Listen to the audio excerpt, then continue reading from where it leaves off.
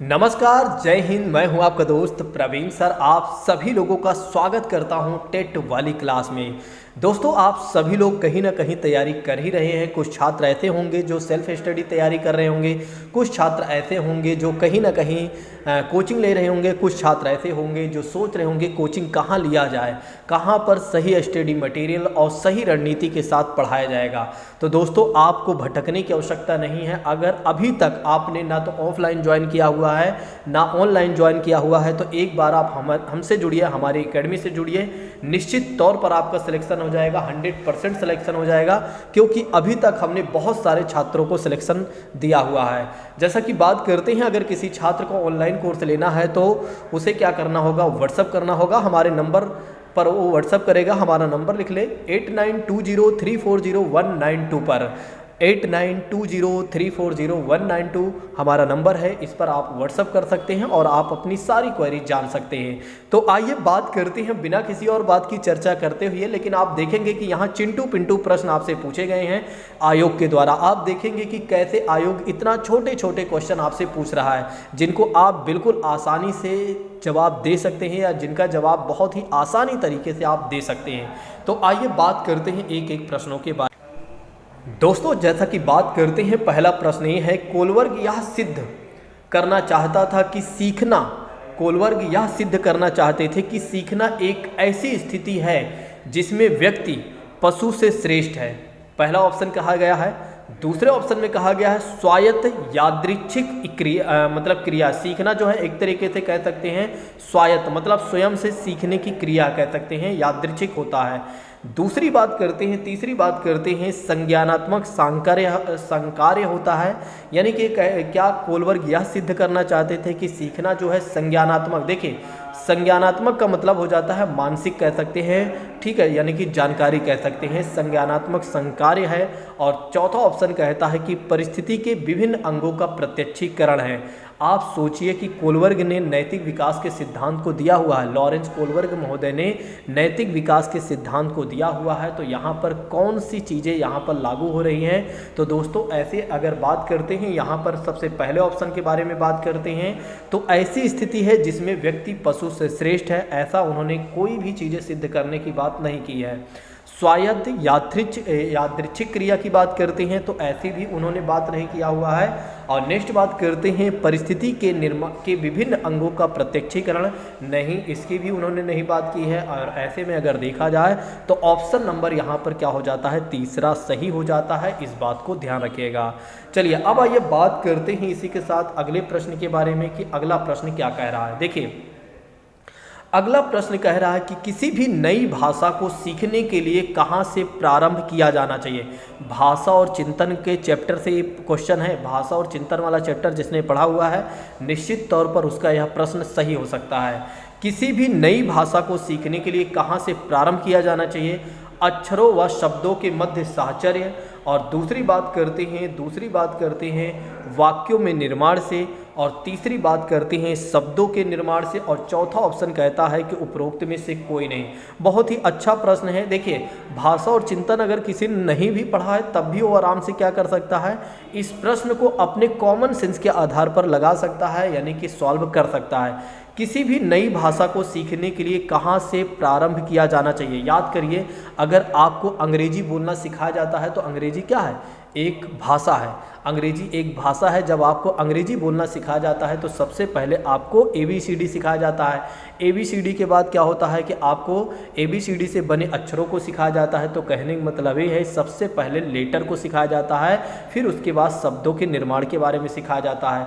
तो दोस्तों, ऐसे में अगर देखा जाए तो ऑप्शन नंबर जो पहला होता है बिल्कुल सही हो जाता है। जिन छात्रों ने पहला ऑप्शन दिया हुआ है वे बिल्कुल खुशी मनाएं, वे कहें कि मेरी तैयारी बढ़िया चल रही है।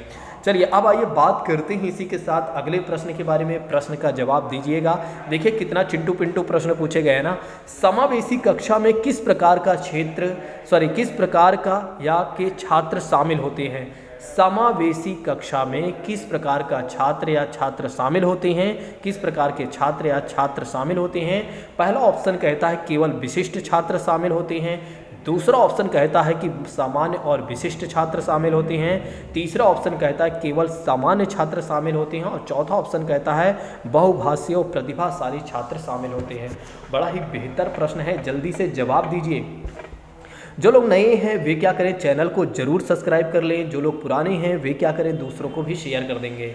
जैसा कि बात करते हैं समावेशी कक्षा की बात की जाएगी दोस्तों, तो इसमें सामान्य छात्रों के साथ विशिष्ट छात्रों को भी शामिल करना होगा, तभी माना जाएगा समावेशी कक्षा मानी जाएगी या समावेशी क्लास मानी जाएगी या माना जाएगा। समावेशी का मतलब हो जाता है जो अंतिम व्यक्ति है उसको भी साथ लेकर चलना। कहने का मतलब ये है कि जो पिछड़े बालक होते हैं उनको भी सामान्य बच्चों के साथ लेकर चलने को ही क्या कहा जाएगा, समावेशी कहा जाएगा।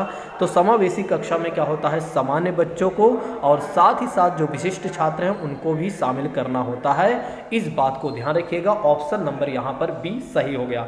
वैसे तो अगर देखा जाए तो केवल शब्द दो जगह मिल गया, तो ऐसे हमें पहला और दूसरा कट कर देना चाहिए था। बहुभाषी और प्रतिभाशाली छात्र की तो बात की नहीं जा रही है, यहाँ पर ऑप्शन जो है बी वाला सही हो जाता है। इसलिए चलिए अब बात करते हैं इसी के साथ अगले प्रश्न के बारे में। प्रश्न का जवाब दीजिएगा, बिल्कुल भी डरिए नहीं, थोड़ा से सोच समझ कर आंसर दीजिए, निश्चित तौर पर आपके प्रश्न सही होंगे। अधोलिखित में गणित संबंधी क्वेश्चन ये है कि अधोलिखित में गणित संबंधी यानी कि मैथमेटिकल रिलेशन में देखा जाए अधिगम अक्षमता को कौन सा पद परिभाषित करता है। निरस्ता संबंधी दोष, निरस्ता मतलब होता है जैसे कह सकते हैं कि हमारे अंदर हतोत्साहन आ जाना, कहने का मतलब दुखीपन आ जाना। दूसरा ऑप्शन कहता है कि पठन दोष, पढ़ने से संबंधित दोष।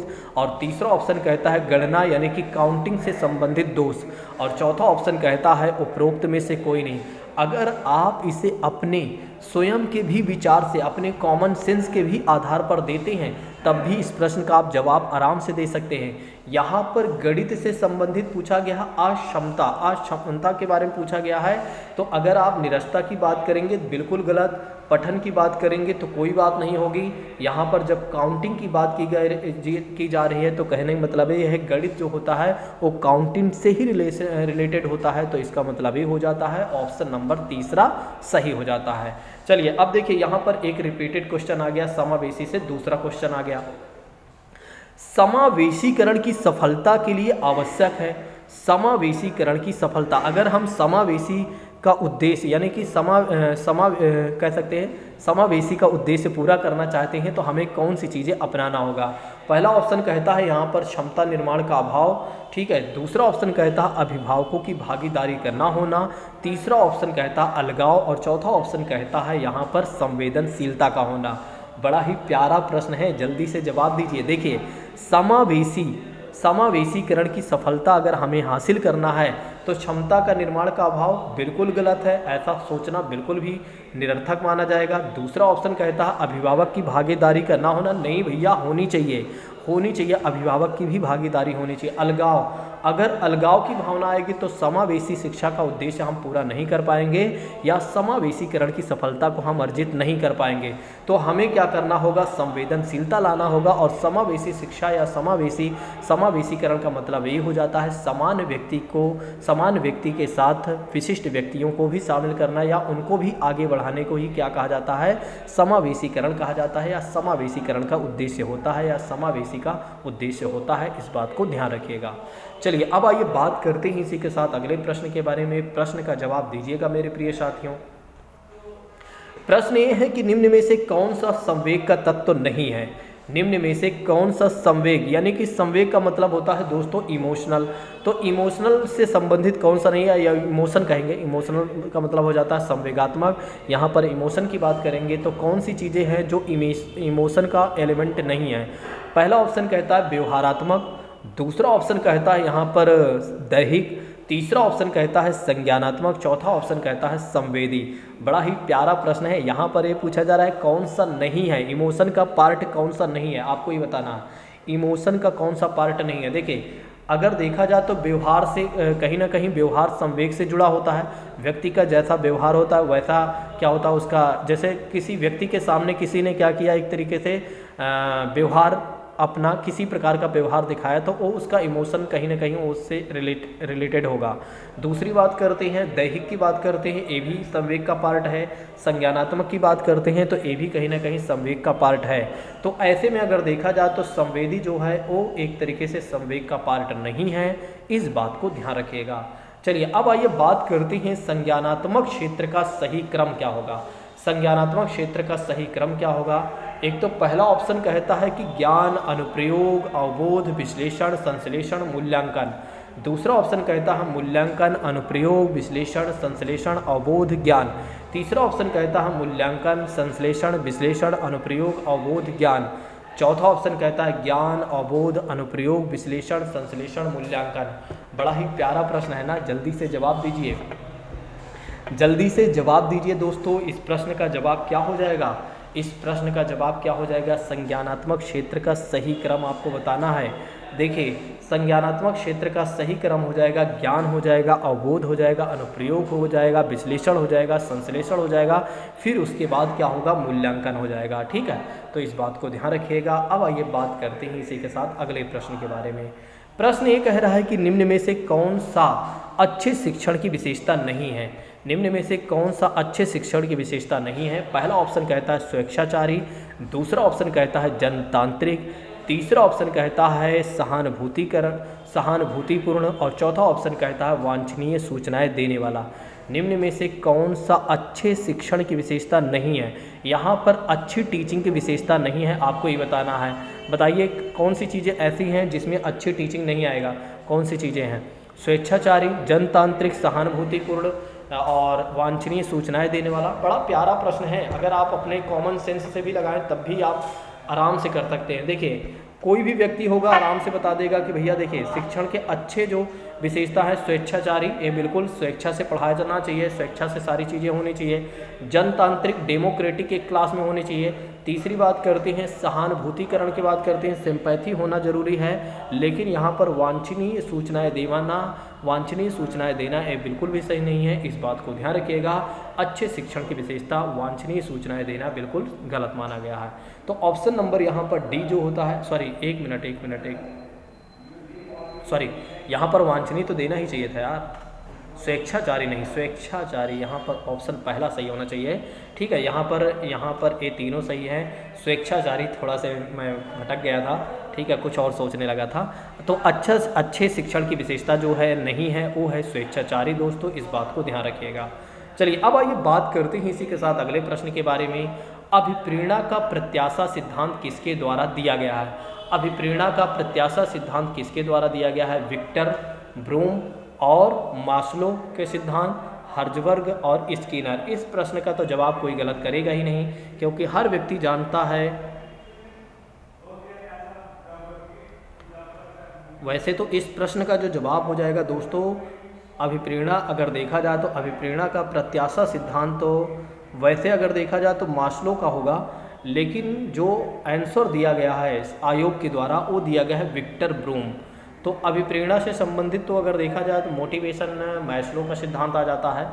ठीक है, ऑप्शन नंबर बी यहाँ पर सही होना चाहिए मेरे हिसाब से। बाकी अगर विक्टर ब्रूम भी होता है तो कल के मैं इसको देख लूँगा तो फिर आपको बता दूंगा। चलिए बात करते हैं इसी के साथ अगले प्रश्न के बारे में। तो अगला प्रश्न क्या कहता है कि अग्रिम व्यवस्थापक प्रतिमान किस प्रकार से संबंधित है? अग्रिम व्यवस्थापक का मतलब हो जाता है जो आने वाला जो मैनेजमेंट होगा इसके प्रतिमान किस परिवार से संबंधित है। ठीक है, तो पहला ऑप्शन कहता है वैयक्तिक, दूसरा ऑप्शन कहता है सामाजिक अंतःक्रिया, तीसरा ऑप्शन कहता है सूचना प्रक्रियाकरण, चौथा ऑप्शन कहता है व्यवहार परिमार्जन। बड़ा अच्छा प्रश्न है, जवाब दीजिएगा दोस्तों। प्रश्न ये है कि अग्रिम व्यवस्थापक प्रतिमान किस परिवार से संबंधित है? किस परिवार से संबंधित है? जल्दी से इस प्रश्न का जवाब दीजिए, किस परिवार से संबंधित है? तो ऐसे में अगर देखा जाए तो सूचना प्रक्रियाकरण, ऑप्शन नंबर यहाँ पर तीसरा सही हो जाता है। चलिए अब आइए बात करते हैं इसी के साथ अगले प्रश्न के बारे में। ज़्यादा नहीं, 15 क्वेश्चन आज सॉल्व करेंगे, 15 क्वेश्चन कल। कौशलों के स्थानांतरण के लिए कौन सा उपयोगी है? कौशलों के स्थानांतरण के लिए यानी कि स्किल को जब ट्रांसफ़र करते हैं तो उसके लिए कौन सी चीज़ें उपयोगी हैं? कौशल अंतरण एक गति, है ना कि उद्देश्य है। रेखीय अभिक्रमक, साखी अभिक्रमक, अभिक्रम और तैयारी और अर्जन। जल्दी से जवाब दीजिए दोस्तों कि इसका आंसर क्या हो जाएगा। देखो, कौशलों के स्थानांतरण के लिए कौन सा उपयोगी तत्व माना जाएगा, तो यहाँ पर साखी अभिक्रम माना जाएगा। यानी कि अगर हमें अपने स्किल को बांटना है तो हमें क्या करना होगा, ब्रांचों में बांटना होगा। ठीक है, ब्रांचों में बांटना होगा तो ज़्यादा से ज़्यादा लोगों तक हमारी स्किल पहुँच पाएगी लोगों तक। ठीक है, तो ऑप्शन नंबर यहाँ पर तीसरा सही हो जाता है, इस बात को ध्यान रखिएगा। चलिए अब ये बात करते हैं इसी के साथ अगले प्रश्न के बारे में। देखिए कितना चिंटू पिंटू वाले प्रश्न पूछे गए हैं ना। कौन सा शिक्षण का सूत्र नहीं है, सरल से कठिन की ओर, अनिश्चित से निश्चित की ओर, दृश्य से अदृश्य की ओर और निगमन से आगमन की ओर। अभी जो हमारे यहाँ छात्र ऑनलाइन ऑफलाइन पढ़ रहे हैं, ये सारे क्वेश्चन अभी वर्तमान में सॉल्व कर देंगे। 30 में से मैं गारंटी लूँगा कि मेरे छात्र कम से कम 25 क्वेश्चन अभी सॉल्व कर देंगे और आने वाले 15 से 20 दिनों में मैं कहूँगा कि 30 में 30 सॉल्व करने की वे क्षमता रखेंगे, क्योंकि हमारे द्वारा सीडीपी इतना बेहतर तरीके से पढ़ाया जाता है और इतना बेहतर तरीके से पढ़ाया जा रहा है कि मानो कि हर एक छात्र के 30 में 30 ही आएंगे। और मान के चलो 1-2 नंबर तो ऊपर नीचे होता ही है, और कहते होता है जिनको खुद क्लियर नहीं होता है। ठीक है, तो इसका आंसर क्या हो जाएगा, इसका आंसर हो जाएगा निगमन से आगमन की ओर नहीं होगा। ठीक है, शिक्षण सूत्र में क्या है, आगमन से निगमन की ओर है। ठीक है, तो आगमन से निगमन की ओर है दोस्तों, इसलिए ऑप्शन नंबर यहाँ पर क्या हो जाता है, डी गलत हो जाता है। तो आइए बात कर लेते हैं सूक्ष्म शिक्षण यानी कि माइक्रो टीचिंग का प्रथम पद क्या माना जाता है। प्रतिपुष्टि, फीडबैक, शिक्षण, टीचिंग, योजना बनाना, प्रस्तावना। ये सारे क्वेश्चन हमारे जो छात्र सीटेट की तैयारी कर चुके हैं वो तो सारे कर देंगे। वो सोच रहे होंगे ये सारे चिंटू पिंटू प्रश्न तो सब प्रवीण सर ने पहले ही करवा रखा है। ठीक है, और जो अब नए हैं उनको खुशी होगी कि वाकई में कितना बेहतर तरीके से पढ़ाया जा रहा है, जो हमारे सारे प्रश्न सही हो रहे हैं। ठीक है, तो देखिए हमारे द्वारा पढ़ाई गई चीज़ें, मैं इस बात की गारंटी देता हूं कि अगर मैं कोई भी विषय पढ़ाता हूं तो समय जरूर लेता हूं, लेकिन हाँ, मेरे पढ़ाने के बाद उस व्यक्ति को दोबारा उस विषय को नहीं पढ़ना पड़ेगा, बस उसे नोट्स को रिवीजन करना होगा 2 से 3 बार। ठीक है, थोड़ा बहुत अपडेट करना होता है, वो फिर अपडेट की एक अलग बातें होती हैं, अपडेट करना ही होता है, हर चीज़ें में अपडेट करना ज़रूरी है। ठीक है, बस थोड़ा बहुत मान के चलो 2% व्यक्ति को अपडेट करना होता है, नहीं तो 98% हमारे नोट्स में ही उसे सारी चीज़ें मिलेंगी जो लोग हमारे यहाँ और हमसे एक बार सीडीपी या कोई भी विषय हमसे पढ़ चुके हैं, चाहे वो ईवीएस की ही बात क्यों ना करें, हर एक विषय, चाहे हिंदी, ईवीएस, जो भी विषय मैं पढ़ाता हूँ। तो सूक्ष्म शिक्षण का प्रथम पद माना जाता है योजना बनाना। दोस्तों यहाँ पर क्या हो जाता है, योजना बनाना। ऑप्शन नंबर जो है यहाँ पर सी सही हो जाता है। सबसे पहले योजना बनाया जाता है। टोटल मिलाकर 36 मिनट का होता है, जो कि आप जानते हैं। पहले क्या किया जाता है, योजना बनाया जाता है, फिर पढ़ाया जाता है, फिर क्या किया जाता है, प्रतिपुष्टि फीडबैक लिया जाता है, फिर क्या किया जाता है, योजना बनाया जाता है, फिर उसके बाद पढ़ाया जाता है, फिर फीडबैक लिया जाता है, जो कि 36 मिनट का होता है, जो कि आप जानते हैं। इसी के साथ बात कर लेते हैं अगले प्रश्न के बारे में। निम्न में से कौन सा अवबोध स्तर के शिक्षण में शामिल है। अवबोध स्तर के शिक्षण में शामिल है पृथक्करण, अनुप्रयोग, तुलना और अन्वेषण। बड़ा ही प्यारा प्रश्न है ना। आप सोच रहे होंगे सर जी ये चिंटू पिंटू वाले प्रश्न आप लेकर आ गए हैं। मैंने नहीं दिया भाई, ये सारे प्रश्न जो हैं चिंटू पिंटू वाले, ये आयोग ने पूछे हुए हैं। सोचिए एक बार, ऐसे प्रश्न आपसे पूछे हैं जिसका आप आराम से दे देंगे। तो इसका आंसर हो जाएगा दोस्तों, अवबोध स्तर के शिक्षण जो होता है, शिक्षण में शामिल अन्वेषण होता है, इन्वेस्टिगेशन होता है, यानी कि एक तरीके से खोज होता है। इस बात को ध्यान रखिएगा। चलिए आज के लास्ट प्रश्न, मैंने बोला है 15 प्रश्न आज करवाऊंगा, 15 प्रश्न कल। ठीक है, शैक्षिक सुधारों के प्रभावी विकेंद्रीकरण तभी संभव होगा। कल मैं थोड़ा सा एक्सप्लेन भी ज़्यादा से ज़्यादा करूँगा। ठीक है, अगर आप लोग कहेंगे तो इसको मैं ज़्यादा से ज़्यादा चीज़ें एक्सप्लेन करके भी समझा सकता हूँ। मैं इसलिए एक्सप्लेन नहीं कर रहा हूँ ज़्यादा, क्योंकि मुझे पता है कि आप लोगों को लगता है पता नहीं क्या चिल्लाए जा रहे हैं। ठीक है, इसलिए मैं एक्सप्लेन नहीं कर रहा हूँ। शैक्षिक सुधारों में प्रभावी विकेंद्रीकरण तभी संभव होगा, डिसेंट्रलाइजेशन तभी संभव होगा, जब खंड व संकुल संदर्भ केंद्रों की भागीदारी बढ़े। दूसरा ऑप्शन कहता है स्थानीय संदर्भ व्यक्ति उपलब्ध हो। तीसरा ऑप्शन कहता है अध्यापकों के पास संसाधन और प्रासंगिक सामग्री भी मौजूद हो। ठीक है, बताइए फिर जल्दी से क्या हो जाएगा।